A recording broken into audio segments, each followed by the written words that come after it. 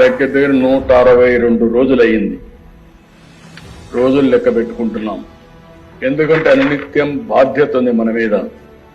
ఇది మీరు చూసినప్పుడు చాలా డిపార్ట్మెంట్ గాడి తప్పిన డిపార్ట్మెంట్లన్నీ ఘాట్లో పెట్టే పరిస్థితికి వచ్చాం.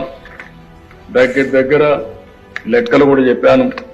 ఇంకా బయట ఇష్టానుసారంగా ప్రచారం చేసే పరిస్థితికి వచ్చారు.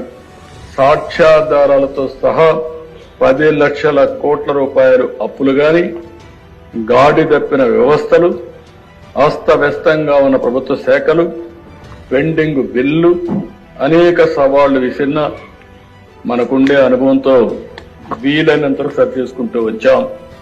నేను ఒకే విషయం ఈ సభ ద్వారా ప్రజలందరికీ హామీ ఇస్తున్నా.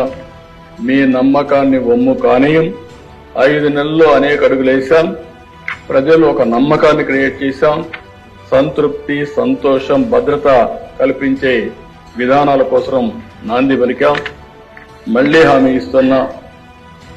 ఎన్డీఏ విధానం, సంక్షేమం, అభివృద్ధి, సుపరిపాలన.